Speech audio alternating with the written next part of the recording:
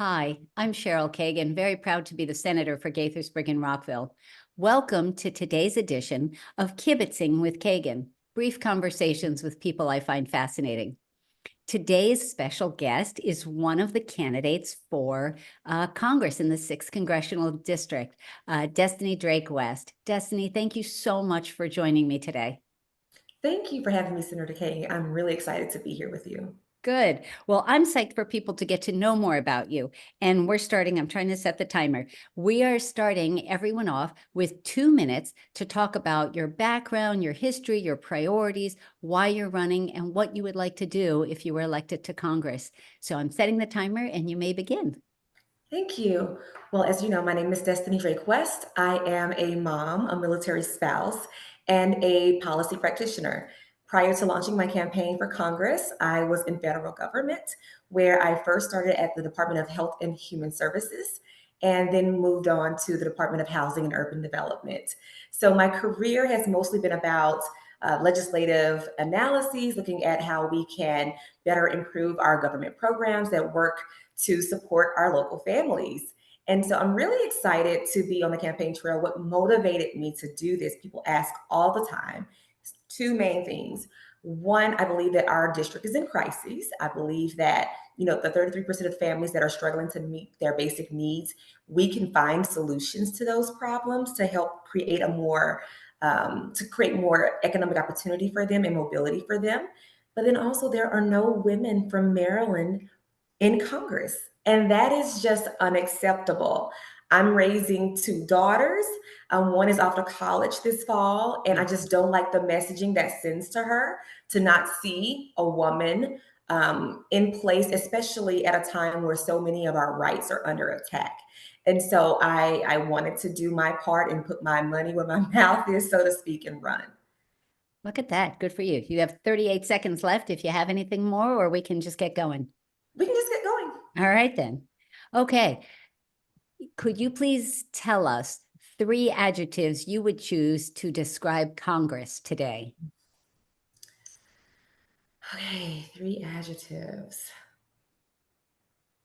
Does dysfunctional count? Absolutely. I would say dysfunctional, um, divided, but mm, that third one is hard. Let me think. Dysfunctional, divided, but promising. And promising is not an adjective, but I'm going to use it because I really Okay. believe that. All right. Could you tell us why you are a Democrat?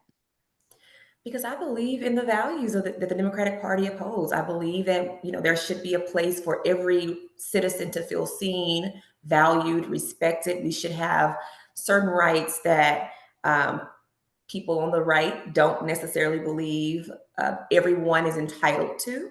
I'll just say it that way. And I just believe that this party has opened a lot of opportunity for people who are typically from marginalized communities, like the African American community, LGBT community, religious groups. And I just believe we are very inclusive. And so I'm very proud to be a Democrat for those reasons. Great. What is something that you have learned on the campaign trail so far? That there's a reason a lot of women choose not to run for Congress. It is quite difficult juggling a family and the demands of campaigning. And what do you believe is the biggest challenge facing the 6th Congressional District? Economic opportunity and mobility for working families. I believe it is the crux of all the issues we're seeing. It exacerbates every other issue, whether it's homelessness, healthcare related matters, or mental illness. When there's poverty at play, everything is worse than it should be or could be. Okay. Yeah. Going to shift to a few issue questions. Okay. Could you tell us about, you've already referenced it, but could you tell us exactly your position on abortion rights? Oh, I'm pro-choice. I believe every woman should have the opportunity to choose for herself what happens with her body. Okay. What would you prioritize in Congress to address the climate crisis? I've said this before, I believe we really need to expand our base of supporters. We have a lot of great ideas, just not enough. I would say the critical mass in terms of support just isn't there to get it across the finish line. And so, if we are more strategic in building those alliances across the aisle with people who don't believe in climate change, for example, I believe we can see more progress and a lot quicker. So, that's something we should really be looking at in Congress. Okay. What do you believe can be done in Congress to address gun safety? Same thing. It's the same thing. And I keep going to the same, kind of solution. And that is just getting people to the table, getting a diverse group of stakeholders to the table in Congress, because they are representing the views of those who have elected them. And so if we can start having those conversations, get past the rhetoric, get past, those talking points that are just in place to make headlines in the news, and get to the heart of the matter, we will find that a lot of us have the same concerns. For example, as a mom, I'm concerned about sending my kids to school and have them come back home in one piece. Mhm. Republican moms are usually just as concerned. And so we have to start focusing on the human element at the root of these issues. Great. What do you think can and should be done to expand or protect voting rights? A couple things. So one, we should be looking at one, getting big money out of campaigning. I know it's not the approach that a lot of people look at when they think about voting rights, but I think so. As a woman of color who's on the campaign trail, it's been very, very difficult to raise money. And so when I'm out in my community and I'm saying, "Hey, I'm a candidate," and they're looking like, "Okay, well, how are you doing?" And Mhm. I'm like, "Well, that depends on who's asking and what metrics they're using to determine that." And so Sure. what I've found is that this is kind of like a domino effect. If they don't see you in the news, if they don't hear about you, if they don't see your signs around town, like other candidates, it makes them less. I would say disempowers them even more. And so I think we need to really look at leveling the playing field for our candidates. And I think in Congress, just really focusing on getting that money out of this process would be huge. It would just shift the entire culture of running for office and getting voters engaged during election season. Okay. Tell us a time when you have successfully partnered with someone who's very different from you. Let's see, where will I start? I'm going to give a very simple example. I on the campaign trail, I needed photos for my palm cards, and this wonderful Republican man who owns a farm, he and his wife allowed my family and I to come and take our photos there. I consider that to be a huge win because one, not all of my views align with his. Mhm. And so to find a way to kind of set that aside for the good of that project was amazing. And now we have these beautiful photos. It's captured Nice. that a Republican and a Democrat can come together even for a campaign related project and get something done. So I'm really, really proud about that. All And that right. was here in the 6th district. That's great. Speaking of the 6th district, if you were to be the Congress member representing that district, how would you engage with state, county, and municipal government leaders? So the first part is just getting to know everyone. I can tell you from spending time in Western Maryland, more so Mountain Maryland, a lot of the feedback I've gotten so far is that they often feel, the people, I'm speaking specifically about the people right now, they often feel alienated and cut off. And I think that is just a reflection of a lack of engagement of their leadership as well. So, what I would like to do is set up satellite offices.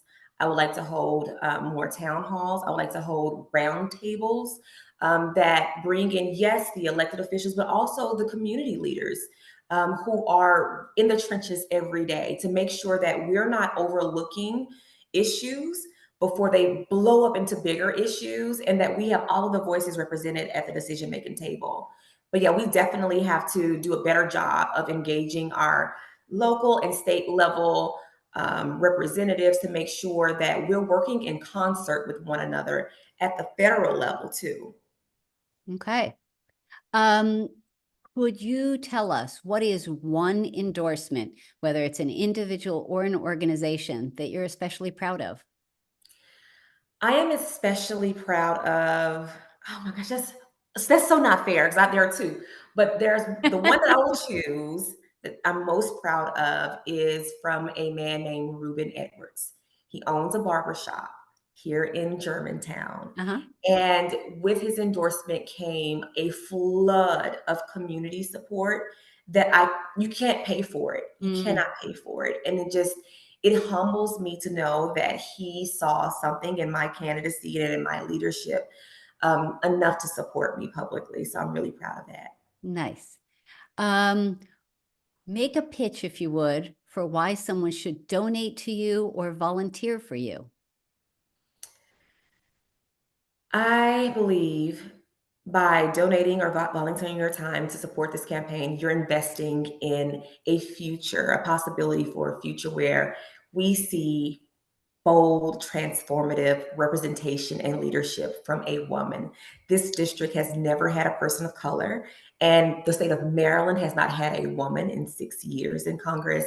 And what that means is we've lost out on perspective and lived experience that would benefit every resident of Maryland. And so by donating or contributing, you're ensuring that we're actually fighting this internal battle of what I like to look at as gender inequality, DEI of efforts, to really make sure that we're pushing Diversity, diversity, equity, and equity, and inclusion. inclusion, DEI. Yes, diversity, equity, and inclusion. Uh-huh. I tell people all the time, diversity is what makes the state of Maryland and our nation the richest, most beautiful, most powerful nation in the world. Equity and inclusion ensures we keep it that way. I love that. I have never heard that. That's cool. I made Okay. it up. All right. I love it. The final question before we go to Fast Five. Why would you be the strongest nominee, Democratic nominee, to make sure that we hold this 6th congressional district as a Democratic seat in November? So the feedback I've gotten from residents is that they are looking for change. And what we're seeing in the field right now is a lot of the same wonderful people with great ideas, I would say a breadth of experience, but it's not enough of a contrast to, I think, counter what we're going to see on the Republican side. What I believe I bring is a fresh representation of leadership. And so people are engaged, they're excited. The more people I meet, the more people who are excited to support. And so when it comes to November, if I were to make it through the primary, I know it would be not just a campaign, it would be a movement. And people will feel empowered and they will come out and actually vote. They will feel like, yes, we're making progress. They And not better only be that, voting. We've got to reelect President Biden. yes, and that's how you'll get that done. Yeah. Because I told people, the Republicans are counting on the minority vote. They said it during their, I don't know if you watched it, but they said it during their candidate forum that they are planning to get the black vote. Mm. They're planning to get, well, just I want to say with the black vote. And Okay. I can tell you, if I get through, they won't get the black vote. I think you need to explain that. If you get through, Meaning, if you're the nominee, if they I'm the won't get the black. nominee, if I'm the nominee, this idea that they can Oh, just they, take. the Republicans, Yes, the won't get. Republican Okay, Party. that wasn't Yes. clear. So Okay, let me just all say right, that really clearly. I got If it. I am the nominee, Okay, their strategy of attracting the black got it. vote falls They're through the being the cracks. Republicans. You just keep Yes. saying they. I just want to make sure Yes, the everyone's Republican watching. Party's Okay, strategy got it. to attract the black vote Perfect. will fall through the cracks. Okay, all right. Huh. Okay. We got that clear. Destiny Yes. Drake West, candidate for 6th congressional district. It is time for the Fast Five. Five Uh-oh. quick questions, 5 very quick answers. Question number 1, who is a shero or hero who inspires you? Lauren Underwood. Say it, I didn't hear. Representative Lauren Underwood from Okay, Illinois.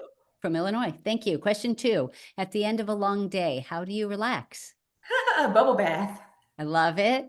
Question number 3, what is your favorite unhealthy snack food? Pizza. All right. Question number, Pepperoni with lots of cheese. okay. Uh, question number 4, what is something that most folks don't know about you? That I like to sing. I do karaoke all the time in my spare time. Fun. Okay. And question number 5, the question I have asked every one of my podcast guests, Destiny Drake West, what is your hidden secret superpower? What is a skill or talent you have, something you're really good at that most folks can't do? Making people feel seen. Very nice. Very nice. Well, it has been such a pleasure to chat and get to know you a little bit today. I wish you the best in the final weeks before Election Day, and I look forward to hopefully crossing paths in person before too long. Thank you so much for having me, Senator Kagan. I really enjoyed my time with you. Good. You take care. You too. Bye-bye. Bye.